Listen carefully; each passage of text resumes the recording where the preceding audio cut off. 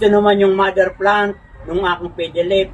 At itong aking minarkot na ito ay dito ko kinuha yung kanyang suloy. At ang gagawin ko naman sa susunod na araw ay aking imamarkot din itong dalawang malalaking sangang ito. At pag ito'y umugat na at aking kinuha, ito namang kanyang pinagputulan yan mga kabayan ay magkakaroon ng maraming suloy o sanga. At yan din ang isa sa pamamaraan. Para yung tanim na halaman, para gusto ninyong magkaroon ng maraming sanga inyong paugatan o putulin. Para hindi siya dire-diretsong pataas ng pataas. Katulad nito mga kabayan, kung hindi nyo paugatan, yan ay hahapay ng hangin hanggang sa siya ay mabalik.